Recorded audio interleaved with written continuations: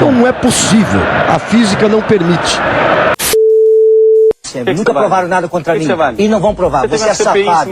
Você é moleque. Você é safado. Você é moleque, você é safado. Vamos baixar a bola. Você é moleque safado.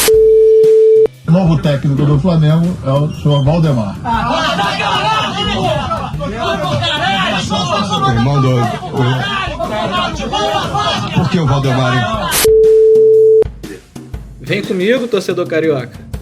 Estamos chegando para o 8º episódio do podcast A Turma do Deixa Disso.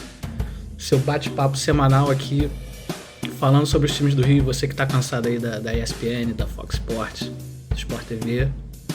Dá uma moral pra gente aí, que a gente fala bastante aqui de Vasco, Fluminense, Botafogo e Flamengo também. Que já é falado nacionalmente, mas que a gente dá moral pros outros três. Enfim, Marcelo, boa noite. Seu destaque.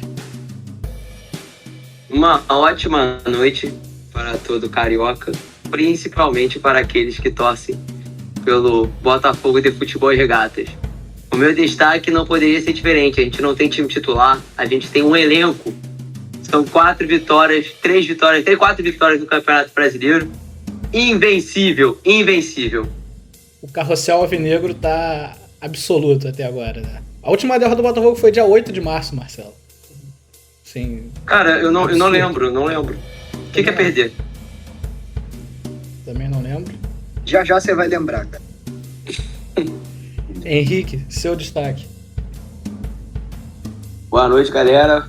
Boa tarde, bom dia. Não sei que eu acho que vocês estão vendo isso. Mas o meu destaque hoje vai para Léo Paredão Jardim, onde ele agarrou até pensamento e deixou os tricolores frustrados.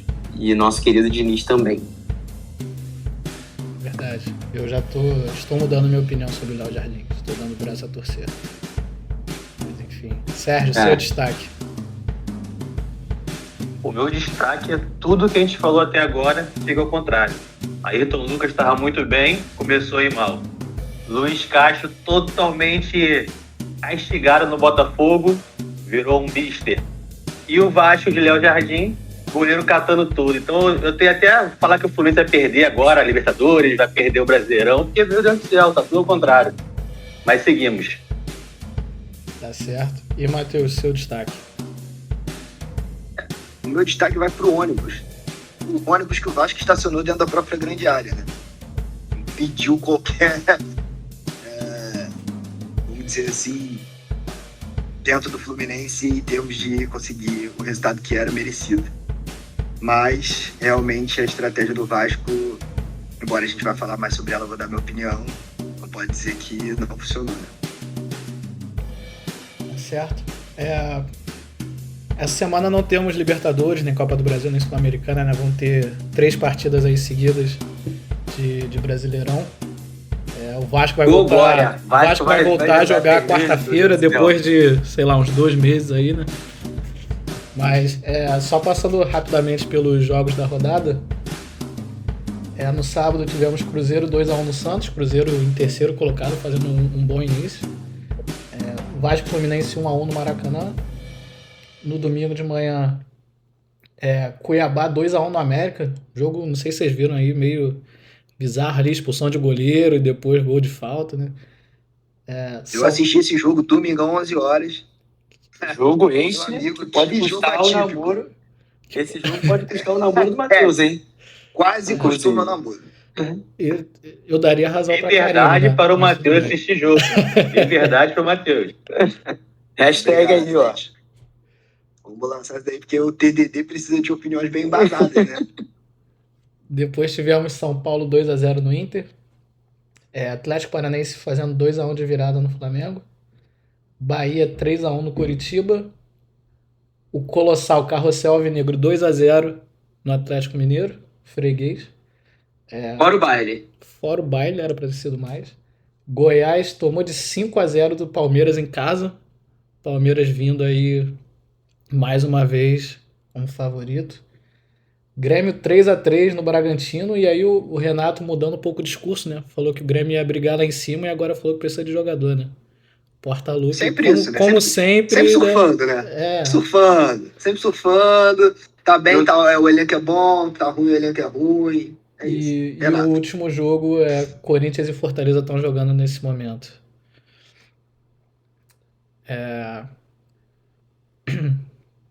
E aí, já entrando então na nossa primeiro assunto aqui, no sábado tivemos Vasco 1x1 Fluminense.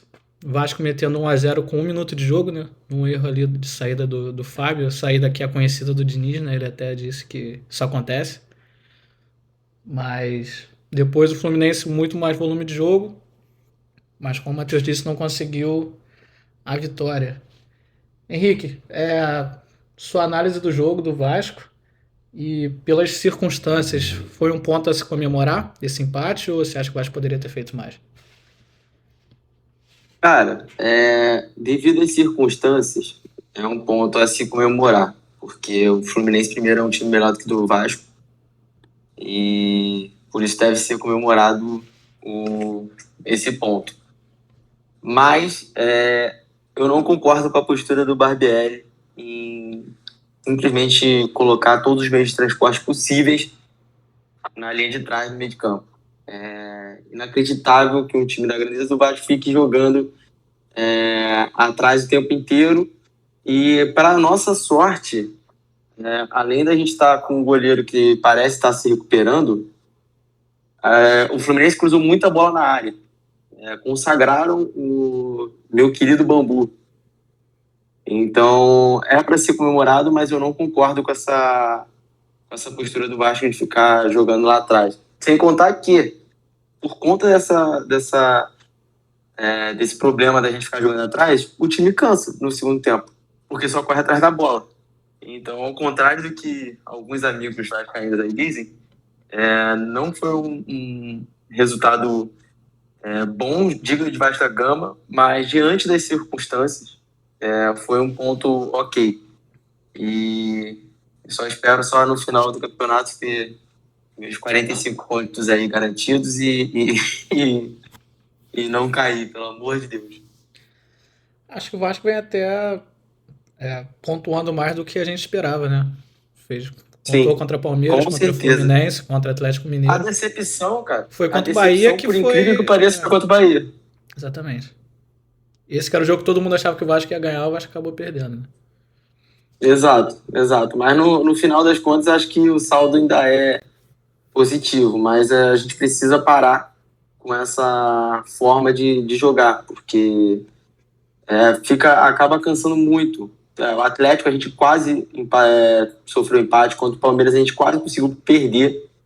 Contra o Fluminense, se não fosse o Léo Jardim aí fazendo alguns milagres, a gente ia perder o jogo, mesmo com o Fábio ajudando a gente. Mas tem que parar com essa forma de jogar, cara, sinceramente. E também o Fluminense não estava com tanta inspiração assim a ponto de fazer o segundo, mesmo tendo bastante chance, tá? E, Marcelo, eu vejo o Vasco mais ou menos como o Botafogo estava no passado, né? Aquele time ali em transição, associativo SAF, contrata muitos jogadores, faz um time ali que agora a gente consegue ver que tem muitas lacunas ainda a serem preenchidas. Então, assim, o processo é demorado, né? O processo é lento e tem que ter paciência, né? Não tem jeito. Não dá pra pensar que da noite do dia pra noite vai mudar tudo, vai começar a ganhar de todo mundo, porque não vai. Fazendo um adendo que meu irmão disse. E curiosamente, o jogo que a gente pensava que o Vasco fosse ganhar, né? Que todos os membros do TDD Cast falaram que ia ganhar, perdeu jogando pior, né? Foi o pior jogo do Vasco. Então, eu concordo com tudo que ele falou, né? Como meu irmão falou, e diante das circunstâncias, da estratégia, funcionou. Mas, tu jogar 100% na defesa no segundo tempo é de matar o torcedor, né? Então, é complicado. Mas a torcida do Vasco tem que ter paciência. Não vai... O Barbieri foi bem na estratégia e o primeiro objetivo é somar os 45 pontos. Matheus, vou fazer uma provocação aqui a vocês, Porque, assim, a gente fala do Léo Jardim, mas, assim, o trabalho dele é esse, né? Ele tem que defender as bolas. E pelos lances, o Fluminense não teve nenhuma chance, assim, clara de gol, assim, cara a cara no goleiro. Teve, eu acho que a do Ganso foi a defesa mais difícil ali, aquela cabeçada. O resto teve alguns chutes de fora da área. Foi muito volume, mas de chance realmente ali não teve gol perdido, né? O Fluminense não conseguiu furar a defesa. Primeiro tempo não teve. Teve um chute só de fora da área. Depois que o Fluminense veio amassando. Acho que até no segundo tempo e o Vasco também teve umas estocadinhas ali, né? Teve bola na trave, teve um chute de fora da área. Sim. Então, assim, deu uma assustada, porque parece que o Fluminense foi por um acaso, né? Mas, assim, você acha que criou pra isso também? O Fluminense mereceu a vitória? Não, acho que sim. Acho que mereceu inquestionavelmente. Acho que assim, a gente tem que separar o jogo em dois, conforme os tempos. Foram bem distintos. No primeiro tempo, né, obviamente você tomar um gol com 50 segundos, como a gente tomou, da forma que foi, né, com o erro individual do Fábio, fica até difícil da gente, assim, a gente não tem o panorama do que seria aquilo que os treinadores realmente queriam. O Diniz a gente já sabe mais ou menos, porque ele tem esse padrão, essa consistência. O Barbieri eu tava com um pouco de dúvida se ele viria para tentar jogar com o Fluminense de alguma maneira ou se ele faria aquilo que ele já meio que tinha feito nos jogos desse ano contra o Fluminense, que seria realmente jogar no contra-ataque, explorar bastante o Peck, né, que é jogador do Vasco com maior velocidade, maior capacidade de contra-ataque.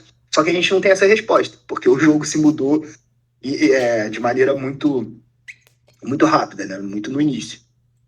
Mas mesmo assim, no primeiro tempo, o Vasco ainda conseguiu, de alguma maneira, no primeiro tempo, causar algum desconforto para o Fluminense. Acho que o Fluminense, obviamente, se tomar um gol como foi, com 50 segundos, o time precisa de um tempo ali para cair na real do que aconteceu. Mas acho que psicologicamente o time respondeu até bem. E aí, no primeiro tempo, de fato, o Vasco ainda teve algumas chances, né? Conseguiu beliscar alguns contra-ataques. Acho que no segundo tempo, não. No segundo tempo, eu vi um massacre. E os números corroboram isso. Acho que, se não me engano, a posse de bola do Vasco no segundo tempo foi 17%, cara. É horrível, né? Assim, óbvio que a posse de bola a gente já sabe que ela não quer dizer tudo. Mas, cara, 17% é muito baixo, porque a média... Os times que têm menos posse de bola no campeonato são justamente o Botafogo e Vasco, né? Com 34% de média, 35% de média. De 35 para 17 é muita diferença. Já começa por aí. Uma coisa é você jogar com 35% de posse de bola, outra coisa é você jogar com 17%, né? Mas eu achei que no segundo tempo o Vasco, assim, bem o que o Henrique falou, se eu fosse torcedor do Vasco, eu estaria bem insatisfeito de ver o meu time jogar dessa maneira. Eu acho que existe a estratégia, né? Existe a estratégia de você jogar no contra-ataque, só que, cara, obrigatoriamente você tem que ter algum escape e você tem que levar perigo ao seu adversário de alguma maneira quando isso acontecer. E não foi o que aconteceu no segundo tempo. Acho que no primeiro o Vasco até conseguiu, sim, causar algum desconforto. Mas no segundo tempo foi um massacre total. Eu concordo com você quando você diz que, assim, não teve um gol perdido. Não teve aquela coisa que você falou assim, cara, isso aqui é gol. E o Léo Jardim operou um milagre. Não, ele foi bem quando foi requisitado. Teve a bola do Ganso, teve uma bola do John Kennedy também, que o John Kennedy chutou e defendeu e tal. Só que no segundo tempo o Fábio, por exemplo, não fez nenhuma defesa. Zero defesa. Então o Vasco, dentro da sua proposta, no segundo tempo, se a gente comentar o resultado, né, como eu falei no destaque, deu certo a estratégia, se você analisar pela via do resultado. Só que se você analisar o que realmente aconteceu no jogo, a chance disso dar certo é pequena. Então, se o Fluminense jogar com o Vasco nesses moldes 30 vezes, eu acho que se acontecer mais ou menos a mesma coisa, o Fluminense vai ganhar 25 vezes, entendeu? Porque você vai depender disso, você vai depender do goleiro que tá muito bem, ou realmente a gente pode ver como os jogadores do Fluminense não tendo a pontaria que deveriam ter no jogo. Então, acho que o jogo foi isso, né? No primeiro tempo, o Fluminense foi surpreendido pelo gol no começo, e no segundo tempo foi um massacre absoluto. Eu acho que, assim, a gente tem que... É legal a gente falar sobre isso, porque quando a gente elogia a estratégia, o futebol pode ser jogado de várias maneiras, né? Eu acho que a gente está adquirindo um pouco mais de consciência nesse sentido aqui no Brasil, os debates e tal, de que não é dicotômico, né? Ou você tem a posse de bola ou você não tem a posse de bola. Existem várias maneiras e várias estratégias para se jogar futebol. Mas, por exemplo, hoje o Botafogo é o líder do campeonato com 12 pontos, 4 vitórias, em termos de resultado maravilhoso.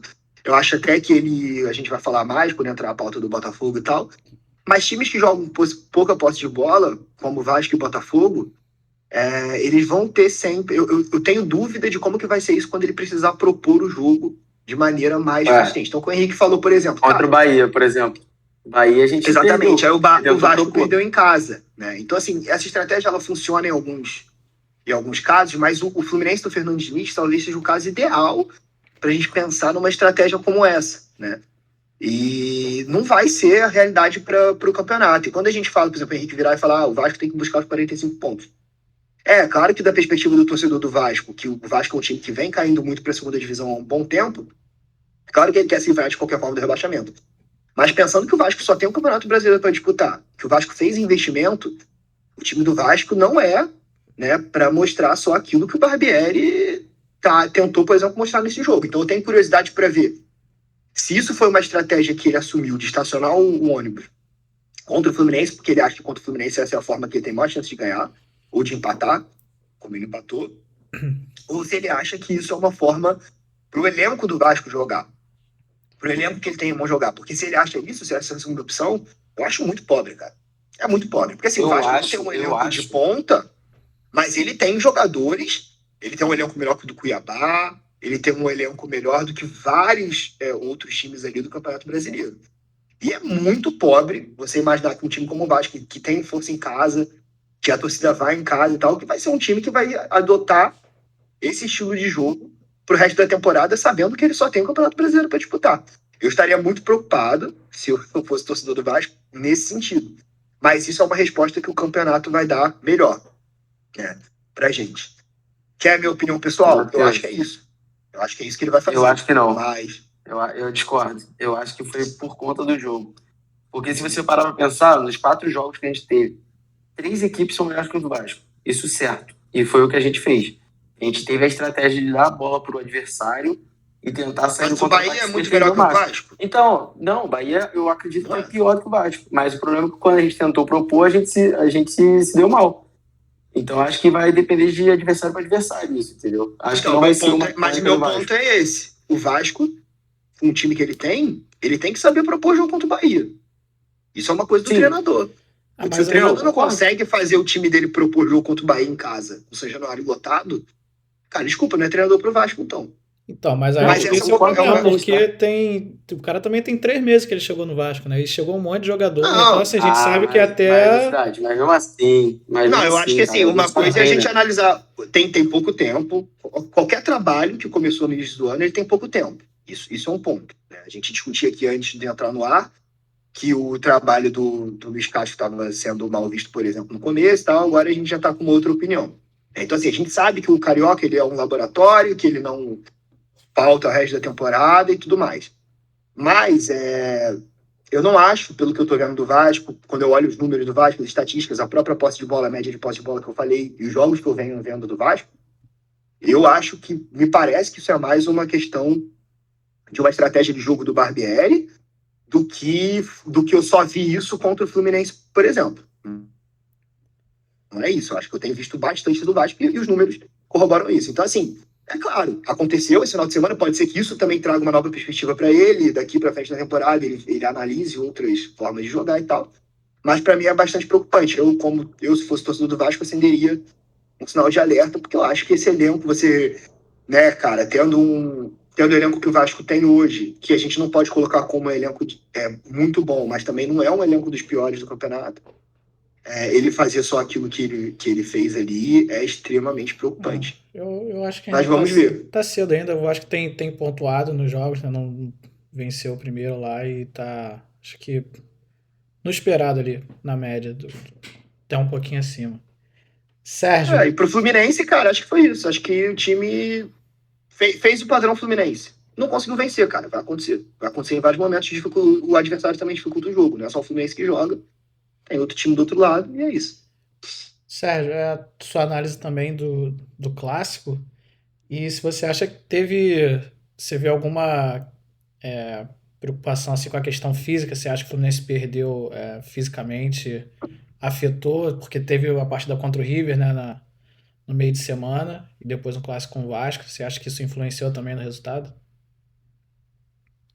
Então, Foi até, eu acho que é o contrário, né? Se for observar o Fluminense, que tem um elenco, um time, na verdade, bem mais velho do que o Vasco, o Fluminense terminou o segundo tempo amassando o Vasco. E o Vasco, o elenco que tá jogando só esse campeonato, que teve a semana cheia de treinos, e parecia que estava em pré-temporada ainda, em termos de disposição, né? Mas o que eu acho que passa muito o tropeço do Fluminense nesse jogo foi o que nem vocês falaram, não teve uma chance muito clara do Fluminense no jogo. E o Fluminense é um time que constrói muitas chances claras durante o jogo. Então, acho que pecou muito ali naquele penúltimo passe, até mesmo no último passe, o Fluminense conseguia entrar na área, aí na hora de rolar a bola para trás, rolava errado, cruzava errado. Então, se você for olhar no jogo de terça-feira contra o River Plate, a quantidade de chances que o Fluminense caiu de cara a cara ali com o Armani foi muito mais. Nem teve, na verdade, contra o Vasco.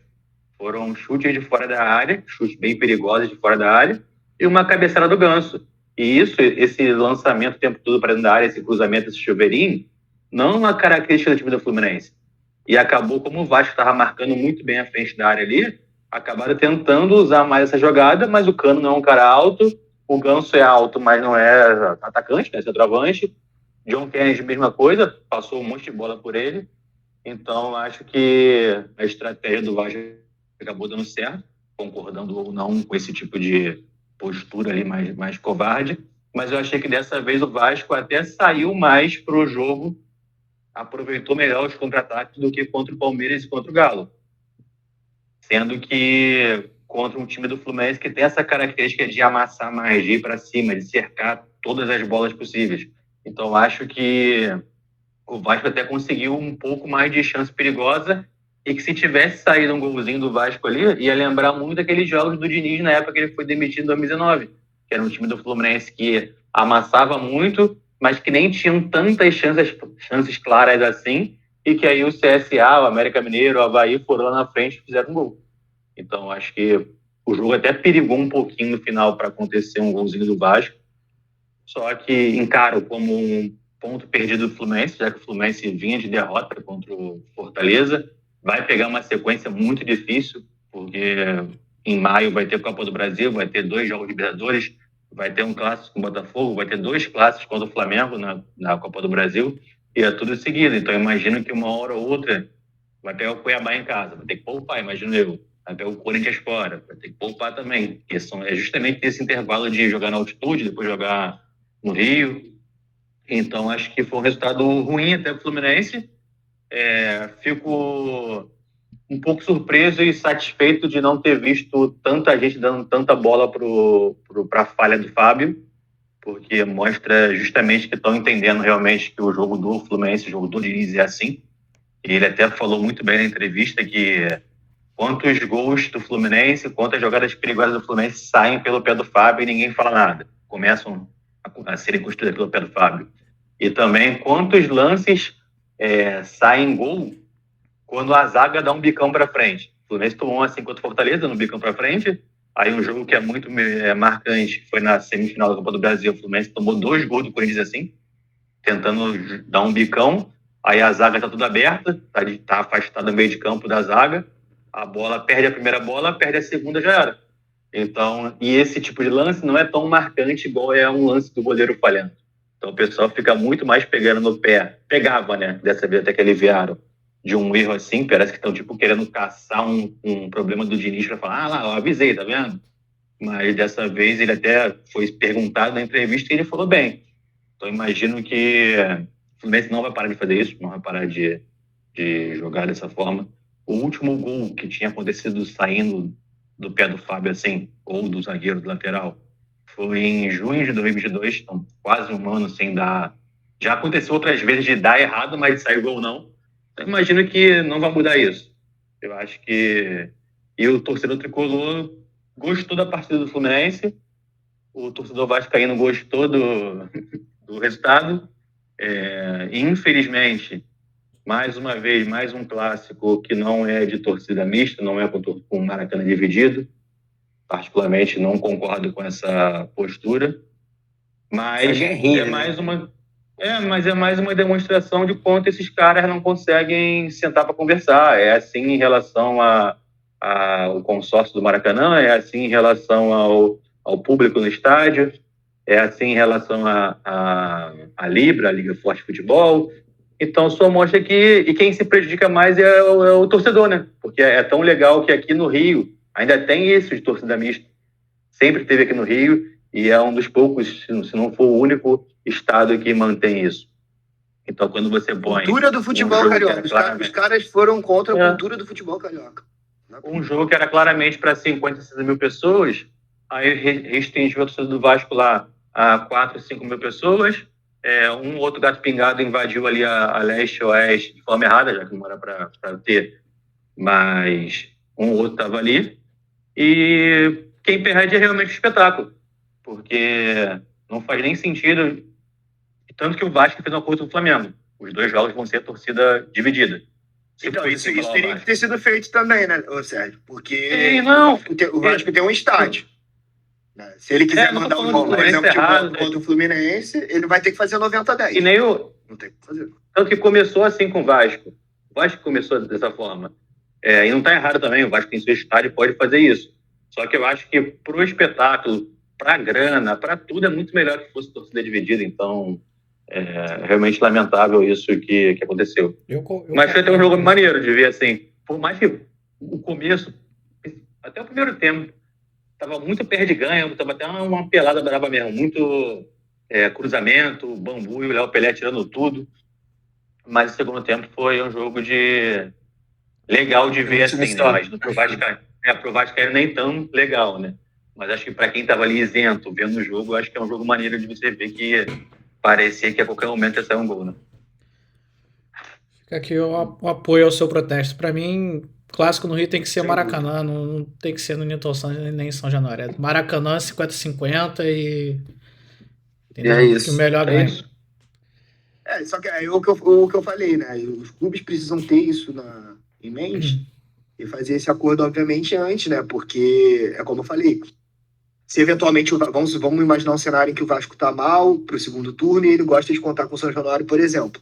Obviamente, se ele quiser mandar o jogo contra o Fluminense, ele tem total direito ao estádio dele, ele é o mandante do jogo, e aí, obrigatoriamente, a torcida do Fluminense vai ter que ter 10% da carga, porque São Januário é assim. Então isso deveria ter sido, né, poderia ser uma coisa, meio que um acordo. Olha, os 2 jogos, ida e volta, igual fez com o Flamengo, por exemplo, vai ser no Maracanã dividido, renda dividida, e toca-se e preserva-se essa cultura do futebol carioca. Cara, é uma coisa muito diferenciada. Eu, como um cara que estou erradicado aqui em São Paulo há muito tempo, já fui em todos os estádios aqui de São Paulo. Cara, é horrível, é um assassínio do futebol, esse negócio de torcida única, esse negócio de torcida... É horrível, é péssimo pro espetáculo. 90-10 já é horrível, o futebol carioca ainda mais consegue... do mesmo estado, né, cara? Exato, dentro de tudo que a gente tá... dentro de tudo que a gente tem de ruim e de atrasado no Rio de Janeiro, essa era uma coisa boa, né, que o futebol carioca tinha ainda, preservar essa tradição. E é triste. E você ainda aflora uma rivalidade, você aflora ainda mais os ânimos já era um clássico que estava meio que marcado pelas declarações lá do Mário, pelas declarações do diretor do Vasco também. Então já era um clássico que estava com uma guerrinha de torcida aí que estava meio que preocupante. Então quando você faz dessa forma de limitar a outra torcida, você ainda bota assim, tá vendo? Os caras não querem que a gente vá no Maracanã, não sei o quê. Então, e no Maracanã tem esse lance quando o Vasco mandava querer ficar na sua, aí a torcida do Fluminense fala, o Mário fala que a sua é do Fluminense, e começa essa outra discussão que, cara, pra gente que é torcedor, a gente quer ver o jogo, a gente quer jogar, a gente quer ver um espetáculo maneiro, a gente quer ver aquele duelo de torcida ali no estádio, isso que a gente quer ver, a gente não quer ver, eu acho feio, assim, a torcida do Vasco lá pequenininho, lá em cima, todo mundo aglomerado, aí uma puta do mar branco do lado ali, que não pode ficar ali, pra mim não faz nem sentido, aí se abrir ali essa torcida do Fluminense... Quem é família vai querer ficar do lado do Vasco? Foi assim também. Então foi Fluminense e Flamengo foi assim, Fluminense e Botafogo foi assim, Flamengo e Botafogo foi assim, Fluminense e Vasco foi assim, então, cara... Concordo com você, concordo. Só que acho que assim, a gente tem que deixar claro também que é isso, é uma postura ruim dos 2 clubes, cara. Dos 4, né? Porque, como você falou, isso já vem de muito tempo, essa picuinha, desde que o Fluminense e o Flamengo fizeram o consórcio Maracanã, tem muitas questões jurídicas que são de difícil resolução, que não vai ter resolução por enquanto. Então, isso vem meio que se arrastando e aí vira uma briga de bastidores ali que é ruim. Mas um ponto só âncora, rapidinho, que eu gostei também que o Sérgio falou, a questão do Fábio, né? Acho que a gente está evoluindo no debate. Porque esse erro que o Fábio cometeu é o erro do Fábio. Isso não é um erro do Diniz, isso não é um erro do sistema de jogo. O Fluminense joga assim, mas o Fábio tinha opção. Ele tinha opção de tocar a bola pro Nino. Ele errou, cara. Ele errou o passe. Ele deu um passe fora da casinha ali. Ele errou tecnicamente. Mas não foi uma coisa que o sistema, que o dinizismo, vamos colocar assim, tipo, causou. Que antigamente a gente falava isso. Não funciona porque, cara, ele fica o tempo todo enchendo o saco do zagueiro, do goleiro, porque não sabe jogar com o pé. Para jogar com o pé, então dá problema, né? E aí a gente culpava o treinador por isso. Mas não foi o que aconteceu nesse jogo. Ali ele tinha opções e o jogador errou, como se fosse um chute de um atacante que perde o gol sem goleiro, né? Pode acontecer também. E não é culpa do treinador. Podia ser várias formas. Podia ser o André recebendo a bola e perdendo ali, como foi contra o Flamengo, que ele acabou sendo falta, né? Lembra? Que ele ficou aí protegendo a bola, o cara roubou a bola dele e fez um gol. Pode ser várias formas. Foi mérito também. Mérito você também não conta... do Vasco. Mas você não contabiliza, você não contabiliza todas as vezes que essa jogada conseguiu dar certo, quebrou a primeira linha e o Fluminense saiu em igualdade ou superioridade numérica para armar um contra-ataque. Várias vezes. Então, várias vezes. O Fluminense faz isso o tempo todo, né? Então, é muito frio você chegar e falar assim, Fluminense, a jogadinha ele não dá certo. Assim como ele até falou, né? Se fosse algo fácil de acontecer, de alguém pegar um erro do Fluminense, por que todo time não faz isso? Não ficaria o jogo todo? Não, primeiro que cansa. Porque o time é muito bom fazendo isso também. O time sai muito bem. Segundo, porque você sabe que se for ali e o Fluminense conseguir sair dessa primeira linha, vai criar perigo. Então, cara, tanto que não é qualquer time que faz isso. Sei lá, se o Cuiabá, nem sei se o Cuiabá é bom nisso, mas estou num exemplo de time fraco. Se o Cuiabá tentar fazer isso de uma hora para outra, é natural que qualquer time vai pressionar o Cuiabá, porque eles vão errar. Porque não é do dia para a noite que você faz um treinamento que, agora vamos sair jogando com goleiro e com lateral. Não é fácil, cara. Eles devem fazer isso dá muito certo. Tem o Nino, né? Tem o Nino, que é um zagueiro bom de passe. Tem o André, que corre pra cacete ali. Tem o Alexandre, que sabe jogando. Agora tem o Marcelo. Então não é fácil de fazer isso. Se fosse fácil, todo mundo ia lá em cima do Fluminense marcar. E pode ver. O Vasco fez isso uma parte e depois recuou. Tá certo, só o gol. Eu acho que o Vasco fez isso lá em cima o tempo todo. O Vasco fez isso no momento certo, cara. Porque no começo do jogo, o jogador ele pode estar mais desatento ou mais frio. Né? Então, ele tá mais frio ali, pode ter sido acontecido, não tá na adrenalina do jogo ainda e tal. O Vasco falou, cara, vamos pressionar as primeiras bolas, se eles errarem a gente vai meter um gol. Foi o que aconteceu, o mérito do Vasco também. Mas acho que o Diniz evoluiu nessa questão, antigamente ele era mais maluco com isso, hoje ele desenvolveu um método de treinamento melhor, alguma coisa do tipo, que os times dele erram menos, e a gente evoluiu no debate também, que antigamente a gente só sabia falar isso, o Diniz é ruim por causa disso, e não é bem assim. Né? E agora então, pegando um outro debate, se o Botafogo está 100%, o nosso querido Jorge Sampaoli está em 0% no Brasileiro. Meu amigo. Terceira derrota seguida do Flamengo, né? Eita. Inter, Botafogo e Atlético Paranaense. E ele tá achando alguma coisa estranha. Ele tem algo misterioso na Gávea. Porque ele falou que mais uma vez Mas eu tendo a concordar com ele. O Flamengo jogou melhor, teve chance, mas perdeu o jogo, né? Falha do Santos, né? Mais uma. Também. Aquele primeiro... Melhor, né? Não, acho que o primeiro tempo o Flamengo foi bem, foi melhor. Começou propondo, né? Tanto que na hora que fez o gol já estava pressionando há um tempo. Mas assim, no segundo foi equilibrado, né? Mas o Flamengo teve chances. E... Sabe o que me assusta muito no Flamengo? É a premissa, cara. Eu não vejo esse time do Flamengo com aquele tesão pra ganhar jogo. Tu viu quando saiu o segundo gol? Primeiro que é muito fácil fazer gol no Flamengo. Os caras vão ali no fundo ali. Esse problema, né? Impressionante. Não, e depois, o gol saiu o quê? 30 e pouco? O segundo gol? Foi. Não, parecia que o jogo morreu no jogo. O Flamengo tava ganhando o jogo. Uma preguiça, uns jogadores que... Primeiro que os que entram já não estão no mesmo nível. Segundo que os que são bons não estão jogando o que já jogaram. Então, sei lá. Então, o debate que eu queria trazer Marcelo, você pode começar? Analisar essa primeira semana aí do Sampaoli, né? chegou agora, lógico que ele vai ter tempo, eu acho que ele vai melhorar o time. Mas assim, a torcida já tá protestando, já foi lá no aeroporto. O Flamengo sem Arrascaeta, né, que só entrou no segundo tempo, tá voltando de lesão. Pedro não jogou, também tá machucado. O Everton Ribeiro também ali tá meia bomba. Já tá sem o Gabigol pro próximo jogo, né? Foi suspenso. Mais um cartão também pela punição. Patético, cara. Ele tem, sei lá, 10 cartões aí nos últimos jogos e todos por reclamação, alguma estatística. Ele não assim. aprende, é algo impressionante. Sabe? Mas o time do Flamengo que jogou ontem, se você vê, cara, o Flamengo ainda é o melhor elenco do Brasil. Você acha que, até pelo que o Sérgio falou também, da vontade dos jogadores, o time do Flamengo que jogou ontem, eu achei bem, assim, um bom time. Mas, assim, já não é aquela coisa que bota medo nos adversários, né? Foi o que o Sérgio falou. Acho que falta tesão, né? Tu olha pro time do Flamengo jogando, a gente sempre fica esperando um pouco mais, né? Quando a gente fala do time do Flamengo, a gente pensa, próximo jogo vai. E o próximo jogo acontece e a gente fica tipo, será que realmente é tão bom quanto analisavam antes do Brasileiro começar? Então a gente fica com esse asterisco na cabeça, porque o Flamengo não joga como o São Paulo disse.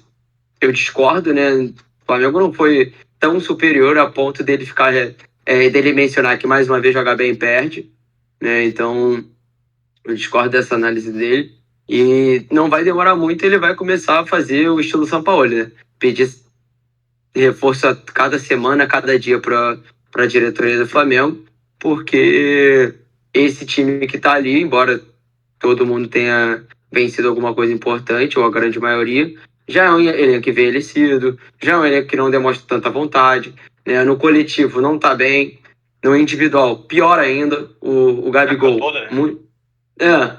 O Gabigol tá muito mal, só tá fazendo gol de pênalti, né? Então o Arrascaeta voltando de lesão, o Everton Ribeiro manquitolando, então, assim... acho que a gente pode ter tido um erro de análise do Flamengo por ficar imaginando o Flamengo de 2020, 2022, né, o que foi com o Dorival, sobre ser um dos melhores elencos. Pode ser um dos melhores, mas tá todo mundo muito mal, sabe? Até o próprio Ayrton Lucas, que a gente elogiou no Carioca, já tá oscilando. Então é um início complicado pro São Paulo, que assim... vai ter uma sequência agora, principalmente no Brasileiro, nos próximos 2 jogos, que são favoráveis, né? Então, se ele quer acalmar, né, esse mar rubro-negro, ele tem que utilizar esses próximos 2 jogos para fazer isso, né? Então, eu acho importante ele conseguir esse resultado. O Flamengo completo ainda é um ótimo time, até porque tem 3 caras ali que são fora de série, né? Que o Pedro, o Arrascaeta e o Gabigol, que a qualquer momento eles conseguem decidir um jogo. Só que o Flamengo não tem conjunto, né, cara? Você viu, eles tomaram o gol do Botafogo com 1 a menos, com 1 a mais, quer dizer, né? Botafogo com 1 a menos, eles tomaram um gol de jogada trabalhada ali, não foi contra-ataque. Sim, foi um gol bobo de empate do Atlético Paranaense, né? Do Racing, foi um gol... Cara, foi uma falta estúpida do Wesley, né? Que não só prejudicou o Flamengo na Libertadores, mas também prejudicou porque foi expulso, né? Então a gente vai somando os erros individuais e obviamente prejudica o coletivo. Então, para mim, essa é a análise. O São Paulo ele vai ter que demonstrar resultado. Pode não jogar bem, mas vai ter que demonstrar resultado nos próximos jogos, porque pega times bem inferiores, né, ao Flamengo. E a gente vai falar um pouco mais à frente sobre os nossos palpites. Então, tem que utilizar esses jogos para ganhar confiança. E até porque já tem Fla-Flu, tem Libertadores que tem que ganhar, né? Então não tem tempo para ficar reclamando e treinando. Sérgio, de 0 a 10, qual o seu nível de preocupação com o Flamengo? 0, fala para ele. Não, 0 preocupado. Pensando... Não, mas o Flamengo tem aquela peculiaridade ali de, por ser um time uma possibilidade de time muito bom, tem jogadores que são muito bons, pode ser igual aquele ano passado, quando estava para ser eliminado ali para o Galo, na Copa do Brasil, ele ganhou do Galo, transformou aquele jogo no Maracanã aqui no inferno, que o Gabigol falou, e deu uma motivação a mais. Então o Flamengo tem um jogo ideal para isso, que é o Fla-Flu, que é um clássico, é um time que está se dando melhor contra o Flamengo nos últimos anos, então o Flamengo está mordido, perdeu a final agora. Então se o Flamengo pega uma sequência ali, que é uma sequência mais fácil de Campeonato Brasileiro, e elimina o Fluminense, já volta a ter um ânimo muito maior do que estava mostrando como seria a temporada. Porque essa temporada até parece um pouco a última, que tinha o Paulo Souza, o Flamengo sem perspectiva nenhuma de ganhar título, falou, não vamos ganhar nada. Aí do nada foi passando de fase na Copa do Brasil, foi crescendo na Libertadores e ganhou os 2 títulos. Então, se você for olhar para esse time jogando, você não tem como. Porque até os caras que costumavam decidir, o Arrascaeta tá vindo de lesão. Então ainda vai ter um tempo ali para se recuperar, um puta craque, mas tem tempo para se recuperar. O Gabriel tá muito mal. Só que ele é foda, meio mal ele faz gol. Só que tá falando de pênalti, foda, tá fazendo gol. E uma hora ou outra ele vai ali conseguir botar a bolinha pra também. Forma ainda, né? Então, e tem o Pedro ainda. Então, aí tem o Bruno Henrique voltando. Aí se for olhar, o Rodrigo Caio eternamente no departamento médico. O Ayrton Lucas já tá mostrando suas fragilidades defensivas, que ele sempre teve isso, mas ele compensava muito na frente. Mas tá mostrando isso. O Cebolinha tá crescendo um pouquinho até. O Gerson, quando melhorou, se machucou. O Santos tomando um monte de gol bobo. A zaga eu até gosto do Fabrício Bruno e o Léo Pereira, mas é muito desprotegida. Muito desprotegida. O Vidal tá ali por nome. O Thiago Maia tá muito mal esse ano. Ano passado ele tava bem, esse ano ele tá muito mal mesmo. O Everton Ribeiro tá muito mal. Né? O Marinho nem deveria entrar nesse time do Flamengo, porque ele não soma nada, mais irrita do que faz uma boa jogada. O flamenguista aí tem um monte de mulher que fica entrando, que mostra que realmente o elenco não tá mais dessas coisas. Quando você realmente, que são até mulher que conta, você depende do Wesley jogando, do Matheus França, do Vitor Hugo, você vê que o time não foi construído para acontecer isso. Para precisar botar esses moleques meio que na fogueira. Não foi construído para isso. Tanto que o Flamengo tinha um monte de opção, tipo, para lateral, para meio de campo, e ataque que não estão rendendo. Então, quando você olha no jogo, o Flamengo foi melhor do que o Inter, foi melhor do que o Inter, foi melhor do que o Atlético Paranaense, foi melhor. Mas não foi nem perto do que o Flamengo pode ser contra esses times, contra esses próprios times. Porque você vai ali ver. Foi o que você falou do Léo Jardim. O Bento salvou, mas cara, o Bento é um excelente goleiro. Se a bola não for muito para fora dele, ele vai pegar, cara. É um bom goleiro. E ele tá ali para isso, para defender. Então, quando você olha, o Flamengo estava até mais perto do gol do que o Atlético Paranaense. Aí o Atlético Paranaense foi 2 vezes no ataque e fez 2 gols. Um foi anulado, bem anulado, e depois teve outro gol, que foi muito fácil chegar no lateral do Flamengo, rolar a bola para trás, e teve aquela confusão ali com o Santos, que até acho que foi falta, mas não sei se o VAR chamou, ou se nem recomendou e tal. Mas o ponto fácil, eu estava olhando aqui, acho que nos últimos 10 jogos do Flamengo, o Flamengo não tomou gol só em 2. Maringá, contra o Nublense, se não me engano, e o Curitiba. O Flamengo tomou 4 gols do Maringá, cara. O Maringá tá na Série D e tava com o time todo desconfigurado já. O Flamengo tomou gol aí do Fluminense, depois tomou gol do Alcas, tomou gol do Racing, tomou gol do Inter, do Atlético Paranaense, do Botafogo. Tomou gol do Botafogo com um a mais ainda depois. Então, acho que... E, porra, deve ter ver lá o São Paulo botando o Santos pra sair jogando ali de volante, praticamente. Não faz nem sentido, muito, sabe? Então, melhorar, eu acho que vai. Pelos jogadores que tem, São Paulo tem condição de melhorar. Só que eu acho que tá ficando muito para trás do Flamengo. Principalmente no Campeonato Brasileiro, já tá ficando... Se o Corinthians tá empatando até, se mantiver o empate... O Flamengo tá na zona de rebaixamento. Tá no começo do campeonato? Beleza. Mas você vai ficar com 3 pontos e o Palmeiras tem 10 já. Você imagina o Palmeiras perdendo muito ponto nesse campeonato? Não. Indo perder ponto em casa o tempo todo? Não vai. Não vai perder. Então aí vai para as Copas. A Copa já é mais fácil de ganhar. Mas já deu azar no primeiro sorteio, um clássico, contra supostamente o time que estava jogando um futebol melhor do Brasil. Aí depois passa na Libertadores. Tem risco de passar em segundo. Aí pega aí um Palmeiras da vida, pega ou o próprio Fluminense de novo, ou cai em primeiro e pega o River. Entendeu? Tem muita coisa que na Copa pode complicar o Flamengo. Então, eu vejo a torcida que não está nada satisfeita com o time. É realmente um cenário complicado. Mas é aquilo, cara. O Flamengo, multicampeão nos últimos anos, se reinventou em alguns anos aí que parecia que estava dando tudo errado e se reinventou. Mas eu tô vendo dessa vez um caminho mais difícil. Não tô vendo tão claro igual aquela hora que a gente fala assim, porra, basta o Gabigol, Arrascaeta, o Pedro, o Bruno Henrique, porra, e não é mais assim. A gente vê que hoje o Bruno Henrique tá voltando de lesão agora. O Gabigol não é mais tão superior igual era nos outros anos. Passa aquele negócio de elenco vitorioso que meio que quer se reformular. Eu acho que vai reformular. Eu acho que no final desse ano o Flamengo vai ter uma reformulação muito grande. E o Flamengo tem dinheiro para isso. Então eu imagino que no final dessa temporada, principalmente se não ganhar título, vai ter uma reformulação muito grande. Ainda mais se o Sampaoli estiver lá, que é um técnico que sempre pede muito reforço, tendo um time com dinheiro para ele ficar melhor ainda. Matheus, então acho que já deu muito para esse jogador do Flamengo atual. Só para complementar, 2 perguntas do bate-pronto. Primeiro, sua análise aí sobre o Gabigol, mais uma vez, né, tomando um amarelo por reclamação. E se essa fase do Flamengo diz mais sobre a diretoria do que qualquer outra coisa, né? Porque eles resolveram trocar o técnico, tirar o Dorival, botar o Vitor Pereira, 2 meses depois tirar o Vitor Pereira, botar o Sampaoli. E assim, os resultados não vêm, o que eles vão fazer, né? Mandar o Sampaoli embora agora também e trazer outro. Pois é. É o que eu falo sempre, né? Parece que nenhum técnico serve pro Flamengo, né? Então, vou discordar um pouco da querida bancada em alguns pontos.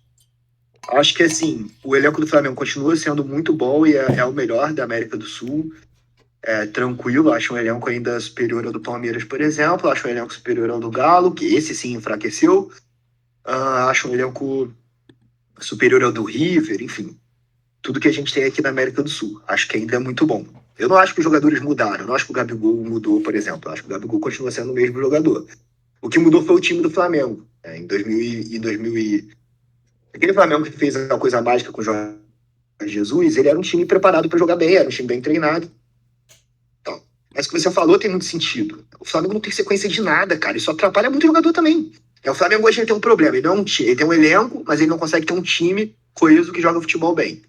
E tem jogadores que estão em má fase. As 2 coisas estão acontecendo ao mesmo tempo. Então o Thiago Maia está em má fase, o Gabigol está em má fase, o Everton Ribeiro está oscilando, mas já esteve numa péssima fase, né, recentemente, e tudo mais. Então, assim, as 2 coisas estão acontecendo concomitantemente. Agora, para que o jogador apareça também, o time, ele tem que ter um time. E o Flamengo não tem, porque o Flamengo não tem ideia do que... A diretoria não tem ideia de como que ela quer, que tipo de treinador que ela quer, para que tipo de futebol que ela vai jogar com esse elenco, né? Então, vamos pegar um exemplo. O Paulo Souza foi tido como o pior técnico da história do Flamengo aí recentemente. O cara não sabe nada, o cara é horrível, não sei o que, não sei o que lá. O Paulo Souza tá lá na Itália, pra quem não sabe, ele tá na Salernitana, que é um time muito pequeno lá da Itália, e aí que tava com o objetivo de não cair no campeonato italiano. Trouxe o Paulo Souza no meio do campeonato pra ele salvar o time do rebaixamento. Hoje o Paulo Souza é a maior invencibilidade da Europa.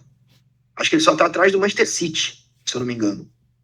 Ele então, perdeu hoje. Opa, então, acabou a invencibilidade hoje, né? Que o Marcelo trouxe a informação pra gente aí. Cara, o Paulo Souza é um bom treinador de futebol. O que faltou no Flamengo pra ele funcionar foi comando, foi respaldo da diretoria, foi trazer o cara e falar: olha, você tem carta branca pra fazer as mudanças que você quer. A gente pode debater se o que ele fez foi bom ou ruim pro elenco. A gente pode afirmar que ele não conhecia o elenco, por exemplo. Mas se você traz um cara lá da Polônia, né, que era onde ele estava treinando, para vir para cá, você tem que dar tempo. Não tem como, cara, você fazer uma avaliação justa do trabalho do cara com menos do que uma temporada. Entendeu? Então, tipo, o Vitor Pereira, por exemplo, a gente pode debater se ele errou, se ele acertou. Eu acho que ele errou em vários momentos, entendeu? Mas eu não consigo imaginar que se ele chegasse ao final do ano, o trabalho dele teria sido tão ruim como foi em 3 meses, como muita gente falou. Né? Então, toda hora o Flamengo tem um técnico horrível. Agora o Vitor Pereira é o pior técnico da história do Flamengo. Mas aí tu vai aguentar tudo a pressão bem, mas, mas aí é isso. Então eu critico a diretoria do Flamengo e falo o seguinte: vocês não sabem o que vocês querem. Porque se vocês querem trazer o cara, você tem que bancar. Então o problema tá ali, né? E enquanto isso não for resolvido, cara, fica muito difícil você imaginar que esses jogadores também vão mostrar aquilo que eles mostraram o máximo, que é aquilo que a gente já viu. Você precisa ter um direcionamento. Você está se baseando no jogador que não joga essa bola há muito tempo. Você está se baseando... Quem? O Gabigol? Eu acho que é o principal elenco. Não, o Gabigol ainda foge um pouco disso, mas o Everton Ribeiro... o Everton Ribeiro não joga... Felipe Luiz, Davi Luiz... Não, mas o Felipe Luiz hoje, ele não é o titular do Flamengo. Não, tudo bem. Esses jogadores, olha só, tem alguns jogadores do Flamengo... Mas ele é o elenco. Tudo bem, mas o elenco ele não tem o Felipe Luiz, mas ele tem o Ayrton Lucas. O Ayrton Lucas, pra mim, é um dos melhores laterais esquerdos do Brasil, cara. É uma posição carente que, tipo, o Flamengo tem, que o Flamengo conseguiu escolher a dedo buscar lá na Rússia. É um grande jogador, entendeu? Então, assim, eu não acho que o elenco... eu não acredito que o elenco do Flamengo enfraqueceu. Eu acho que hoje ele não tem um coletivo, porque ele fica pegando um monte de trabalho e tem 3 técnicos por ano. E aí fica muito difícil, realmente, você ver uma evolução. Mesmo com jogadores bons. Porque por mais que o Flamengo tenha ótimos jogadores, ele vai ter sempre a criação, sempre a chance de fazer alguma coisa diferente com isso. Se ele pegar o Fluminense, que é bem treinado pelo Diniz há 1 ano e meio, ele vai tomar pau, cara. Se ele pegar o Botafogo, que vai ser bem treinado talvez pelos caras daqui 2 anos, alguma coisa do tipo, se ele continuar, ele vai tomar pau com bons jogadores. Tem chance disso acontecer. Então, assim, eu acho que... Mas ninguém tá isolando isso, cara. A gente falou sobre o técnico, que ele deve conseguir dar uma sequência melhor pro Flamengo. Isso ninguém discordou. O que a gente falou foi que o elenco piorou. Que quem tava piorou em relação a quando? Piorou em relação a quando? Ao time do Jorge Jesus? Não, próprio ano passado, cara. Não, aí com certeza. Não. Aí, sem dúvida. Mas... Não acho, cara, não acho. Mas tu acha que não piorou em relação ao Jorge Jesus?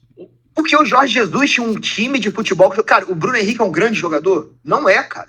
Não é. Só que naquele esquema, ele jogou muita bola. E ele fez muita diferença, entendeu? Mas se você pegar o elenco, o Flamengo se rejuvenesceu, o Flamengo foi buscar jogadores. O Varela é um jogador que era cotado para a seleção chilena. O Flamengo tem vários bons jogadores. O Thiago Maia é um grande volante.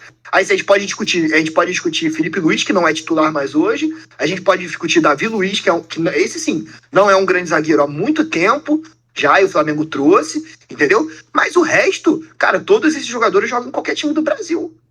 Então, tipo, cara, eu não consigo ver essa... Não joga. Não, com o futebol que tá jogando, nem o Gabigol, cara. Mas o Gabigol é o melhor, é um dos melhores atacantes do Brasil. O Flamengo tem Gabigol e Pedro. Sim. Cara, esses... Porra, então, que elenco é... Não falta elenco. Não acho que falta elenco. Eu acho que o elenco foi rejuvenescido, por exemplo, nas últimas temporadas. Eles trouxeram Varela, eles trouxeram Pulgar, eles trouxeram Fabrício Bruno, eles trouxeram jogadores que são novos, que trouxeram o Santos, que pra mim não é goleiro pro Flamengo. Os que ficaram estão 3 anos mais velhos, né? Então, vai ter alguns... E ficaram alguns resquícios, que são... Hoje, você tem jogadores que o Flamengo precisa se desfazer hoje, que a gente sabe que não vai durar, por exemplo, até o trabalho que vem, é Davi Luiz e Felipe Luiz, cara. O resto joga. Vidal. Aí você pode discutir... Vidal, o Rodrigo Caio Vidal não consegue jogar, entendeu? Tem outros. O Vidal, eu concordo. Agora, essa molecada tá jogando, o Matheus França tá jogando e tal, são bons jogadores, são jogadores promissores. Eles estão jogando por fase, porque a fase deles é melhor do que a fase dos jogadores que são melhores que eles. Ponto. Mas, assim, não é porque o elenco do Flamengo piorou, não é porque o Matheus França entrou ontem que o elenco do Flamengo piorou. Eu não vejo dessa maneira, não. Ele tá jogando porque os caras muito bons que estão lá realmente não estão performando, mas a minha ideia é que para esses caras performarem como eles já performaram no passado, pro Gabigol voltar a performar como ele performou no passado, pro Bruno Henrique voltar de lesão e voltar a performar igual ele performou no passado, o Flamengo precisa ter um time e um trabalho, cara. E o Flamengo não tem, porque é troca de técnico a cada 3 meses, entendeu? Então fica difícil. Agora, fora tudo isso, aí tem a questão do comando, aí tem a questão dos caras que estão lá, de como a diretoria ela é omissa com o treinador, ela é omissa com o elenco também. Quem vai cobrar o Gabigol porque na 4ª rodada ele já tá suspenso? Por 3 cartões amarelos ridículos. No primeiro tempo, os 3 cartões amarelos de reclamação que ele tomou foram no primeiro tempo, cara. Isso é inadmissível. Então o problema do Flamengo, ele tá mais na direção, que é perdida, que não sabe como tocar, não sabe o planejamento que quer, do que no elenco. Esse elenco é muito bom. Pra mim é o melhor elenco disparadamente da América do Sul. O elenco do Flamengo é melhor que o do Palmeiras, melhor que o do Galo, melhor que o do River, melhor que qualquer outro time que tem por aqui. Mas você precisa, mesmo com o elenco bom, você precisa de um trabalho. Claro, mas aí quando a gente discute elenco, a gente discute isso. Se você quer discutir quais são os melhores times de jogo no Brasil hoje, Palmeiras, Fluminense e Fortaleza. O elenco do Fortaleza é horrível. Mas aí a gente está discutindo o que o Bruno Henrique pode ser, que ele já foi, ou o que o Arthur do Palmeiras está jogando. Não, cara, que tá jogando. Eu não posso pensar o que eu sei o que o Everton Ribeiro joga, o que eu sei o que o Gerson joga, o que eu sei o que o Vidal joga. Se você discute elenco, é isso. Não.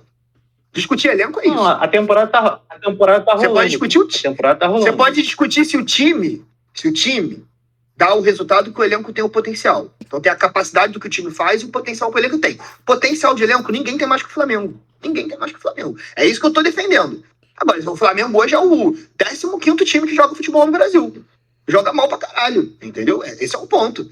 Mas ele tem o elenco, ele tem o potencial. Só que eu acho que pra você desenvolver isso, você precisa de um mínimo de sequência de trabalho que o Flamengo não consegue. Aí trouxe um cara que é o Sampaoli, que tem um monte de ideia diferente, cara. Ele vai fazer essas loucuras. Aí o Flamengo vai mandar ele embora daqui a 3 meses, ou vai sustentar ele até o final do ano. O Flamengo vai bancar. Aí eu acho que o Flamengo banca. Então, vamos... O Sampaoli tem mais nome. Eu te digo, se o Sampaoli durar até o final do ano, esse time do Flamengo vai melhorar substancialmente. Como eu acho que o Vitor Pereira melhoraria o time substancialmente. Agora, a gente pode discutir as coisas do extracampo, se os jogadores vão comprar a ideia dele, se tudo aquilo. Pra mim, os jogadores não compraram a ideia do Vitor Pereira. Então, você já tem a diferença. Se o cara quer correr pelo Sampaoli e ele não correu pelo Vitor Pereira, já não é uma briga justa. Porque, cara, um cara tá fazendo o que eu tô mandando, o outro não tá. E não tem esse comando. Se fosse um clube com comando, aí a gente discutiria outras coisas. Mas é um clube sem comando. E pra mim, o problema tá ali. Não tá no elenco. Não tá no elenco. Esse elenco joga bola tranquilo.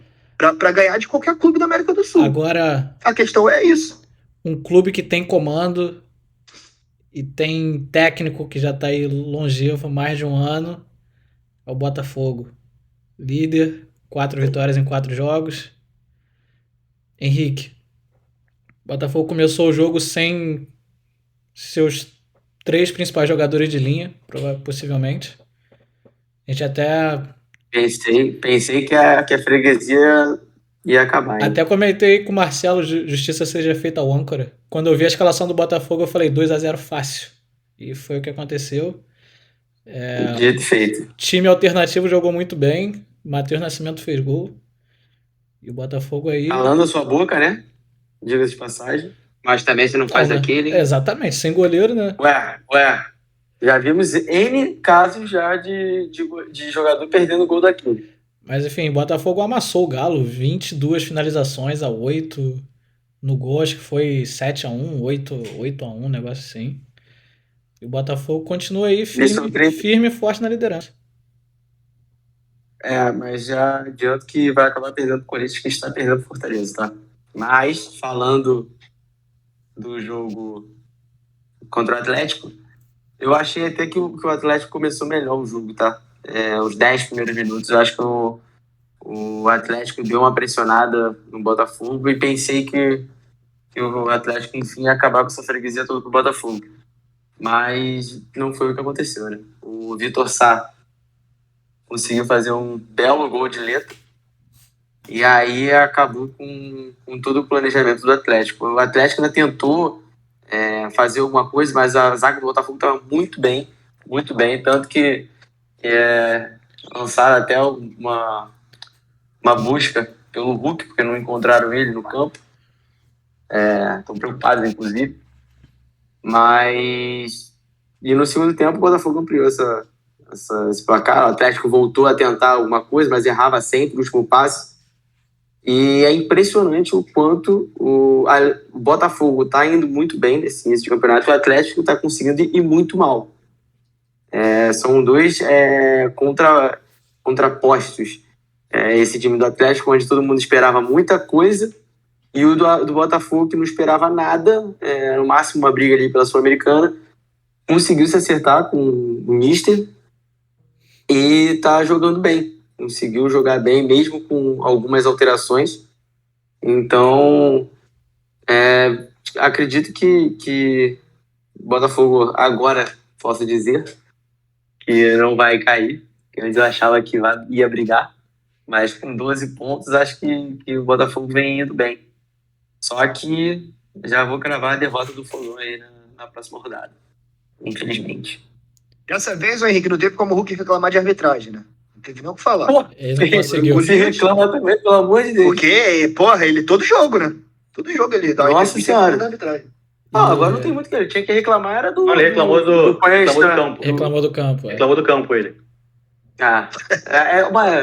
Meu Deus do céu, cara.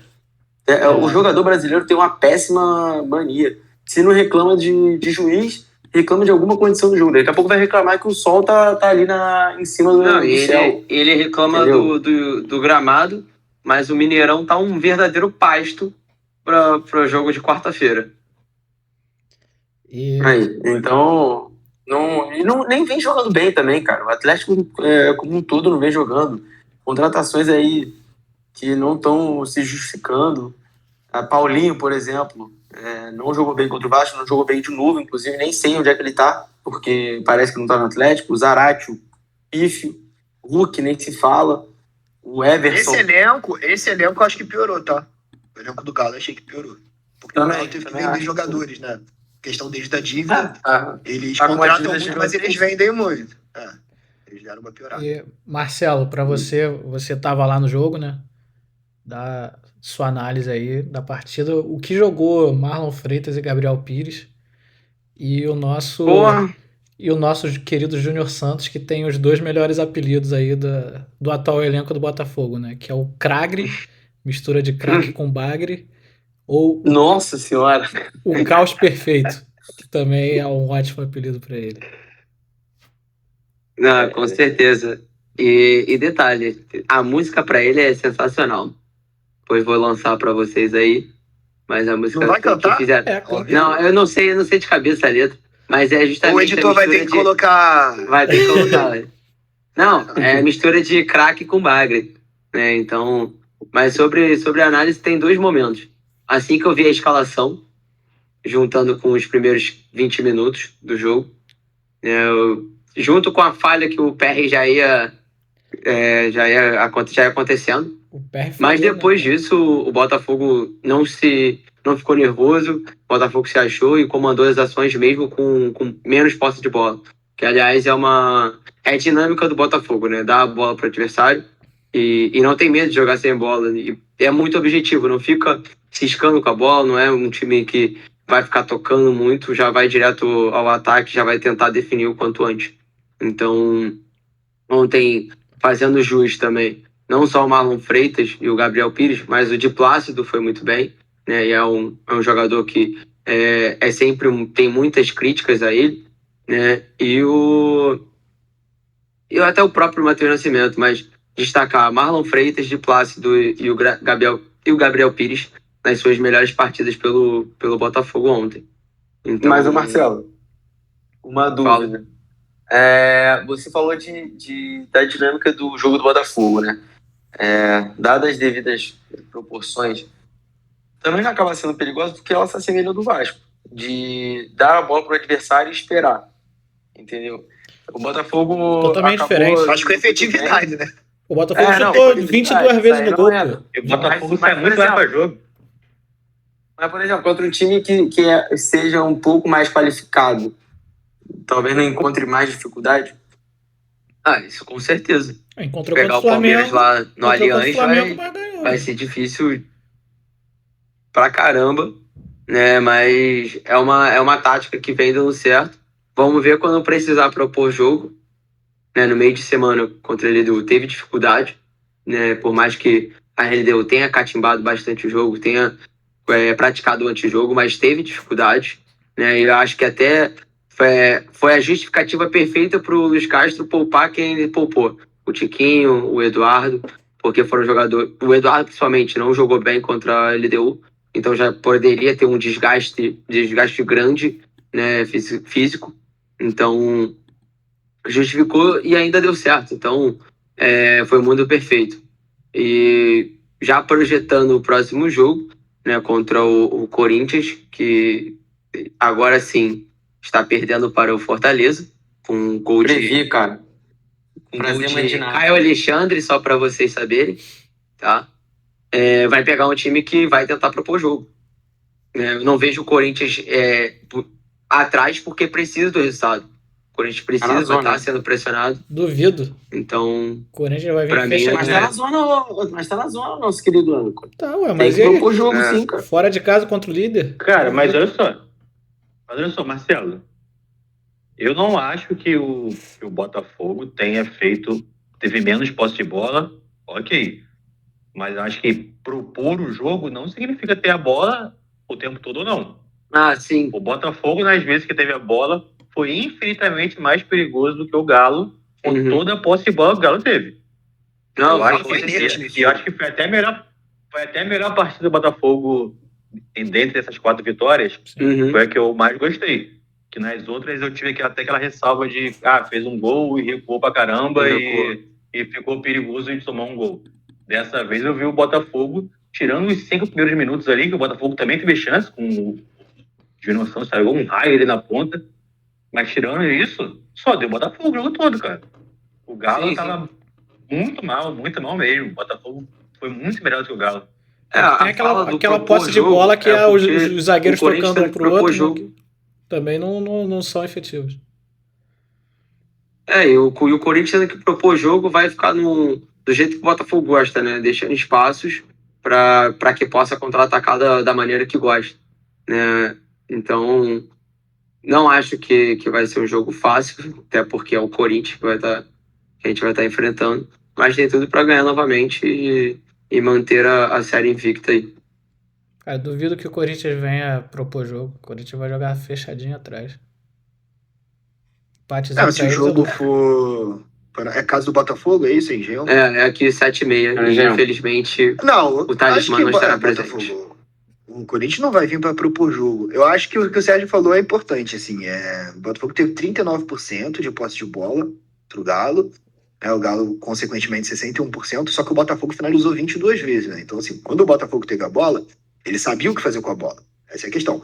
Só que ele pegou um time, assim, o Galo, cara, eu vi o jogo irreconhecível. Muito ruim, né? Que jogo ruim do Atlético Mineiro. Acho que isso tem que ser levado em consideração também. A minha dúvida permanece.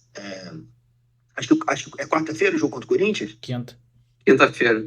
Quinta-feira talvez a gente tenha uma boa resposta. Vou assistir esse jogo pra gente ver como é que vai ser a postura do Botafogo. Porque assim, o Botafogo, esse jogo contra o Atlético, o Botafogo foi super contundente, vitória merecidíssima, não tem o que falar. É líder com todo o mérito. Mas acho que o Botafogo ainda pegou um adversário que foi muito abaixo da média, até pelo que o Galo vinha jogando. Porque o Galo, ele vem melhorando, cara. Tanto que no último episódio eu dei até o palpite que o Galo venceria esse jogo, né? O Galo vem melhorando. E o Galo, junto com o Flamengo, é o time que mais tem chance perdida no campeonato.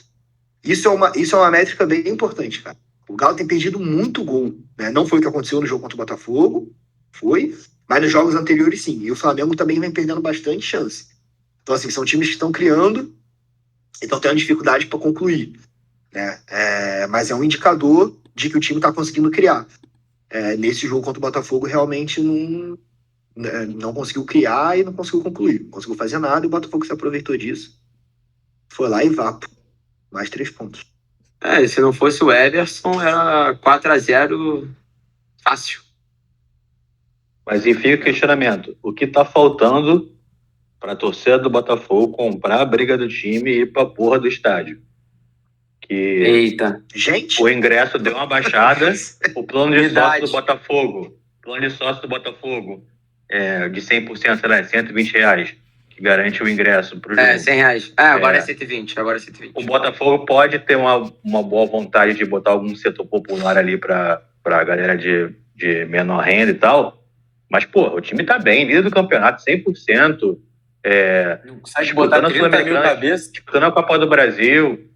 Porque parece que a gente até falou isso em off, né? Parece que a própria torcida do Botafogo é a que mais tem medo das coisas acontecerem e que tá sempre ele achando, não, uma hora ou outra vai dar merda, Dá pra entender, né? Não é assim que funciona, né? Não, cara, em termos de ir pra estádio não dá pra entender, não. Não, eu concordo com você. É a chance que você tem de ver o seu time bem, tanto que parece que tava comprando mais a briga do time na época que começou a SAF, no ano passado. Que você era mais animada pra aquele jogo. Exatamente. Fui pesquisar o público aqui. 18 foi quase 19 mil. Foi por aí, 18, 19 mil. Muito baixo, né? Muito ruim. O jogo pra 30 mil, né? 25. Cara, os setores populares ficaram cheios. O problema é que o outro lado é R$150 o ingresso.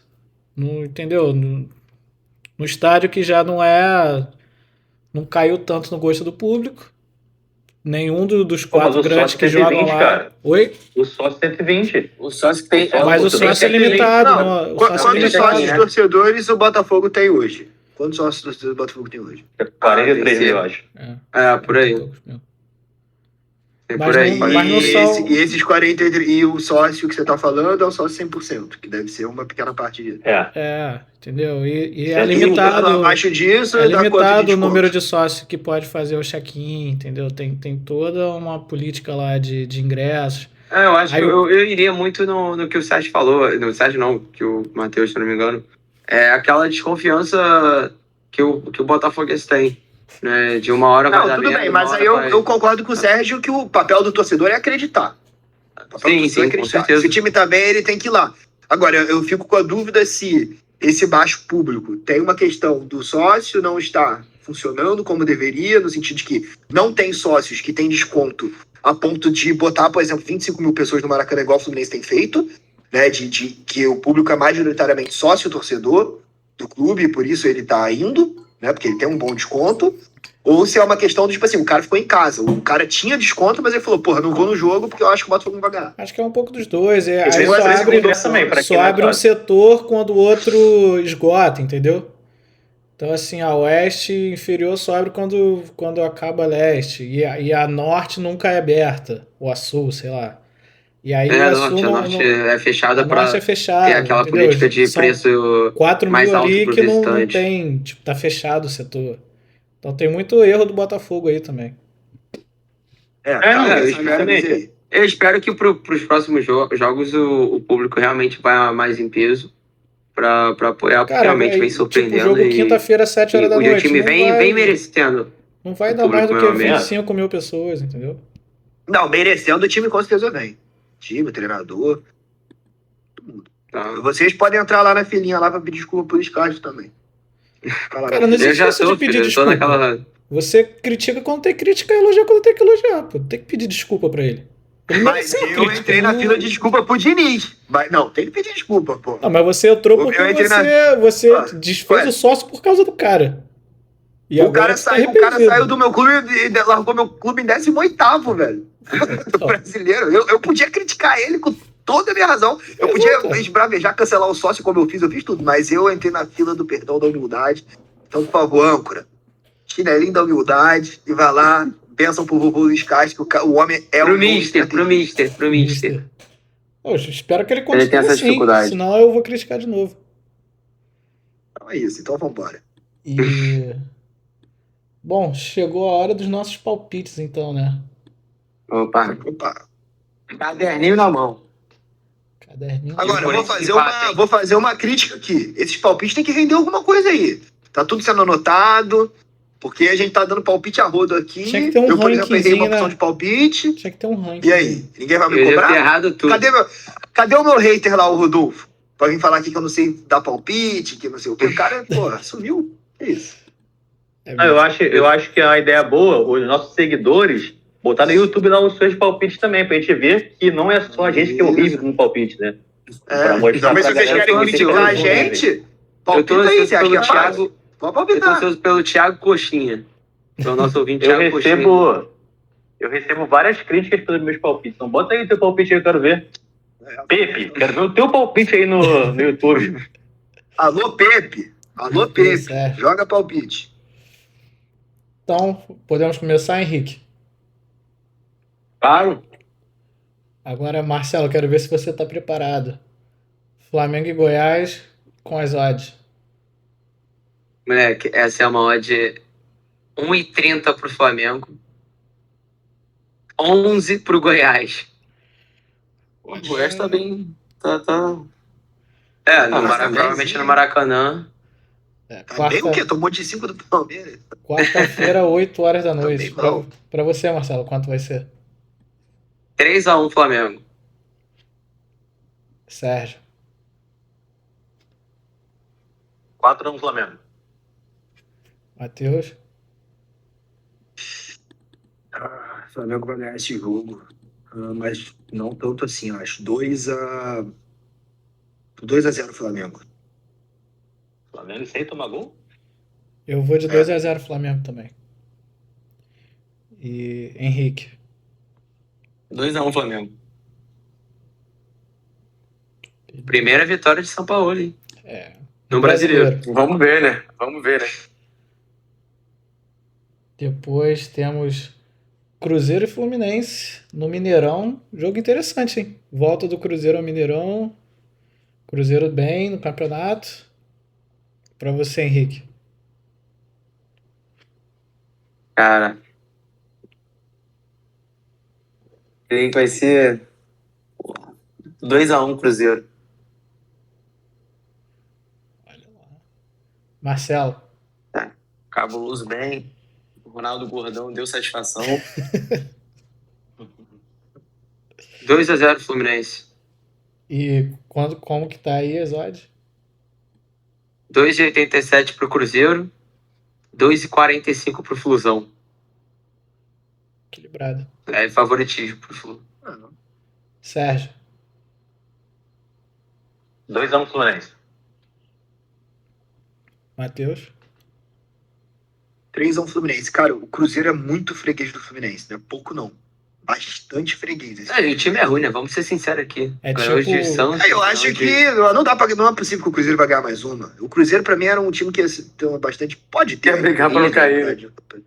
É tipo o Atlético com o Botafogo, então, né? Cara, é bem freguês. A gente pode buscar isso daí, mas é bem freguês, viu?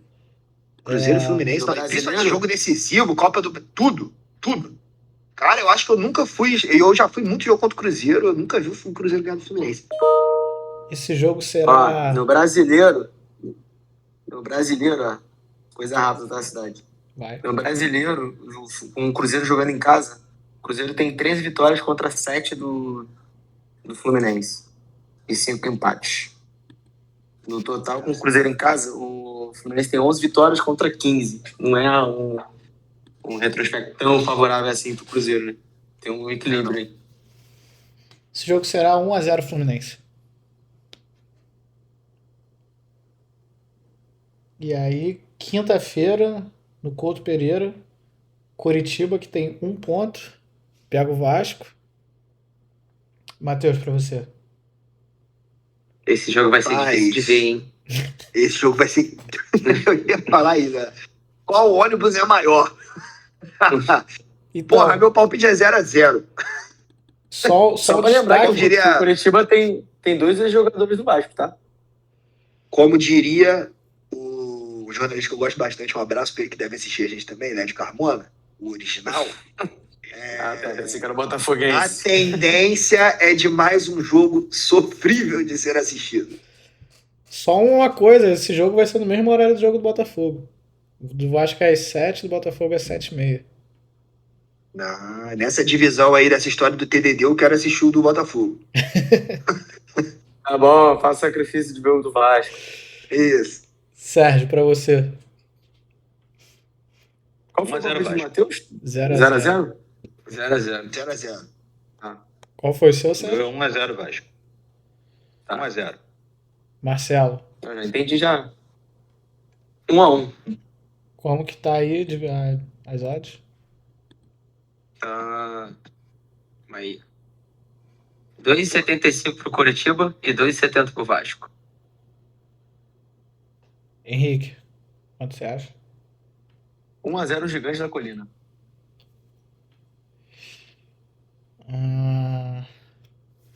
Cara, eu não faço ideia do que esperar desse jogo. Dor e sofrimento, é isso que eu espero. É difícil. É igual, cara, tentar imaginar América Mineiro e Cuiabá. Cara, tudo pode acontecer. Eu vou botar aí 2x2. Bastante gol. Rapaz, 4 gols nesse jogo é bastante... É otimismo, viu? Se for 2x2, tá bom de ver pra caramba. E aí, chegando pro último jogo, Botafogo e Corinthians no Newton Santos. Sem a presença de Marcelo, o que me preocupa. Quem diria? Henrique. Cara, vai ser, pra tristeza dos nossos amigos botafoguenses, 2x1 Corinthians. Possível. Visto de recuperação, professor Lucha? Esse jogo tem cheiro Fechou. esse jogo tem cheiro de crise do Botafogo. Porra, crise? Casa cheia. Eu tô falando, cara, vocês são muito pessimistas mesmo. Pô, aí o cara tá boicotando o próprio time. Crise. Casa crise, cheia, Cara, a cara do de 0 a 100 muito rápido. 2-0 Corinthians e o Tiquinho machucado e aí começa.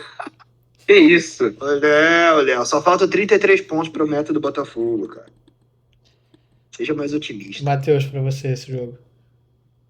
Cara, eu acho que o jogo vai dar empate. Eu diria que o 1-1.